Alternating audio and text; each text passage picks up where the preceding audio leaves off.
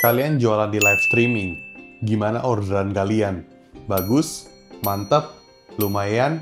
Biasa aja?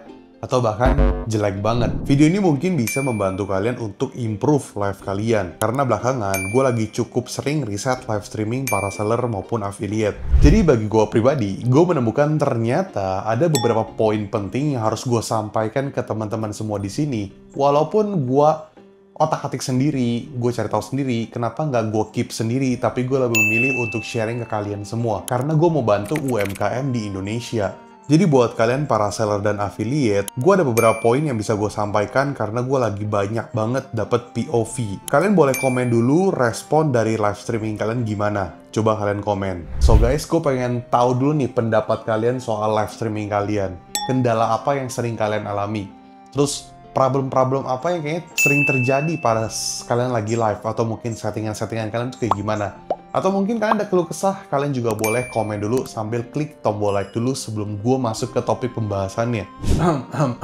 Kita masuk ke Q&A. Nah, di poin di sini gue ingin menyampaikan bahwa kalau kalian jualan di live, sebisa mungkin ya bener-bener into ke dalam jualan kalian. Bukan hanya sekedar tanya jawab doang. Kalau misalnya kalian jualan, kalian juga harus bisa bedain antara jualan dan kayak sesi tanya jawab, terus yang penting jualan.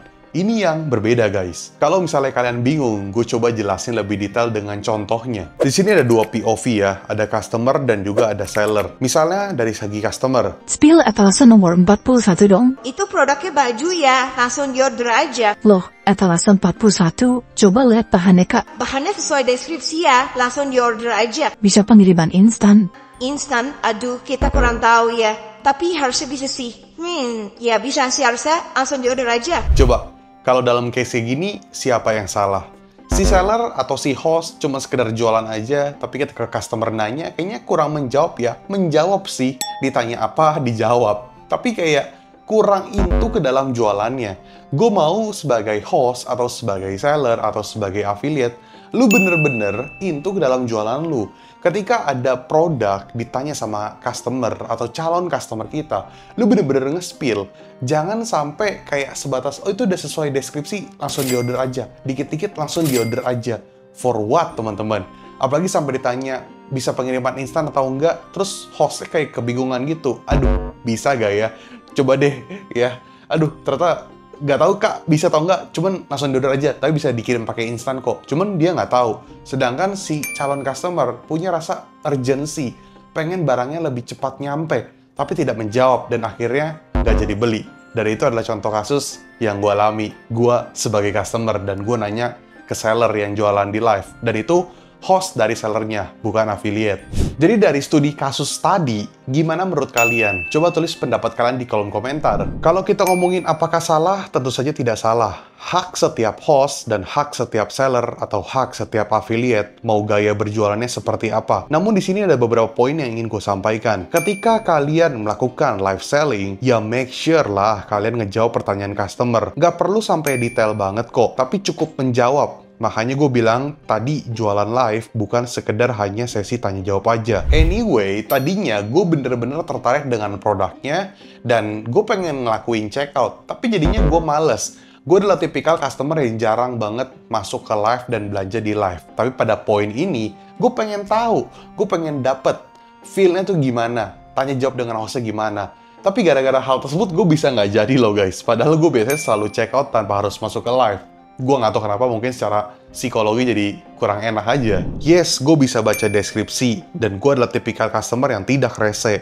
Cuman kali ini gue pengen make sure bahannya oke, pengiriman instan. Ya, jadinya gitu deh. Jadi buat kalian para seller, affiliate, host, siapapun kalian lah, into ke dalam jualan kalian, bukan sekedar hanya sesi tanya jawab yang penting lu order. Jangan cuma mengisi waktu supaya live-nya terus ada yang ngomong, tapi bener-bener lu harus jualan, guys. But again, semua seller punya caranya masing-masing. Di sini gue hanya sharing aja. Product position.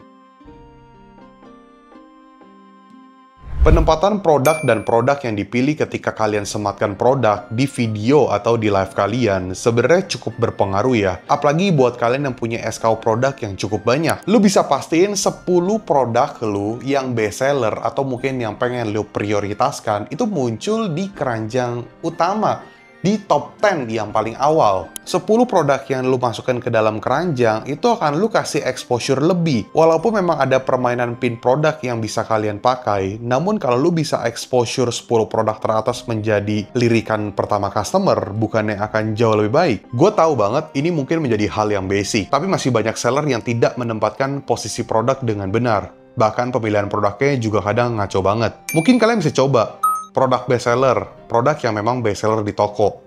Atau new product, produk baru yang kalian mau launching. Atau mungkin produk by event, produk khusus event kayak misalnya Imlek, Lebaran, yang memang lu pengen highlight di saat event-event tertentu. Tapi lu harus pahami guys, bestseller produk di toko belum tentu bestseller pas lagi live, belum tentu bestseller di video. Ada beberapa produk dan bahkan banyak produk, ternyata itu memiliki feedback yang berbeda, respon yang berbeda. Karena apa? Oh, kalau jualan secara organik atau jualan secara iklan di marketplace atau mungkin di kartu produk, itu laku.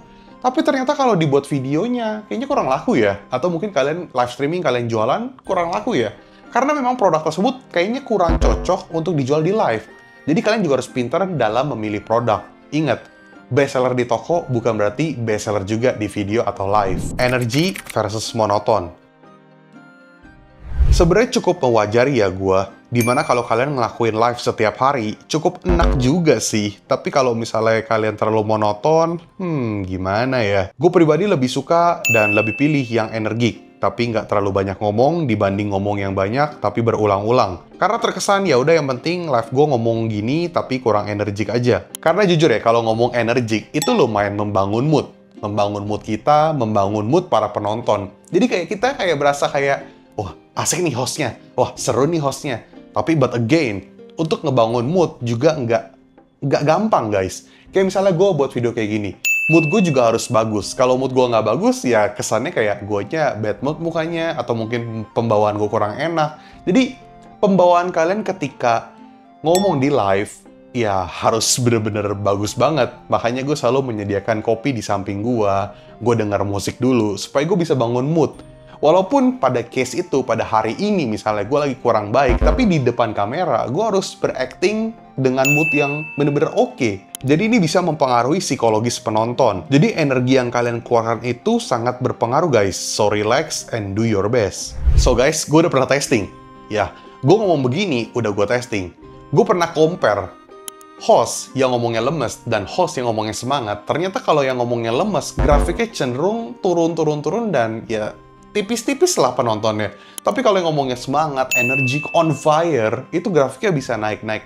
Bahkan pada peak momen tertentu, lu hajar flash sale, conversion rate lu itu legit banget. Purchase lu itu bakal tinggi banget.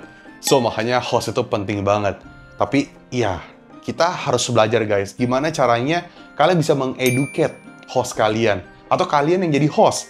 Kalian harus benar-benar bisa into ke dalam jualan kalian. Atau mungkin kalian yang sebagai affiliate juga sama. Jadi, jangan cuma sekedar jualan.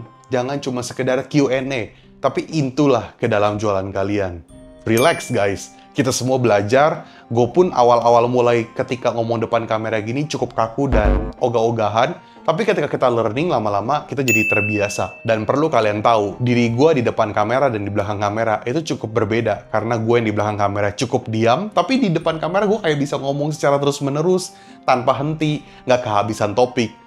Ya, itulah different person yang gue build di sosial media.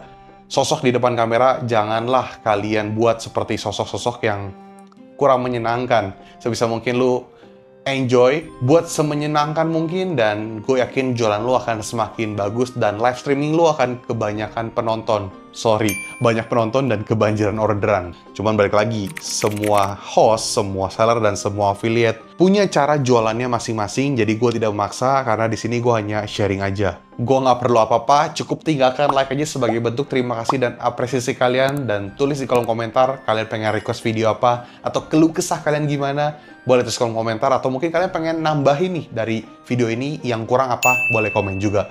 Dan buat teman-teman semua di sini yang pengen beli digital course gue, bisa ke link di bawah ini. Dan buat teman-teman di sini yang pengen pakai jasa konsultan gue, pengen tokonya gue cek, pengen tokonya gue bedah, atau mungkin iklannya gue atur, tokonya gue kasih strategi, gue kasih analisa, boleh hubungi ke nomor di bawah ini. Sekali lagi gue ucapkan terima kasih. Rio Gandhi, Peace out.